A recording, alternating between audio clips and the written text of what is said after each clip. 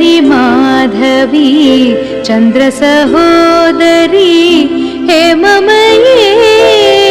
मुनिगणवन्दित मोक्षप्रदायिनी मञ्जुलभाषिणी वेदनुते पङ्कजवासिनी देवसुपूजित सद्गुणवर्षिणी शान्तियुते जय जय हे मधुसूदन कामिनी आदिलक्ष्मी सदा पालय ऐ कलिकल्मष नाशरि कामिनी वैदिकरूपिणी वेदमये क्षीरसमुद्भव मङ्गलरूपिणी मन्त्रनिवासिनी मन्त्रनुते मङ्गलदायिनी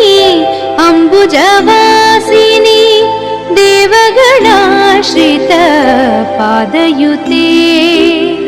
जय जय हे मधुसूदन कामिनी धान्यलक्ष्मी सदा पालय जय वरवर्षिणी वैष्णवी भार्गवी मन्त्रस्वरूपिणी मन्त्रमये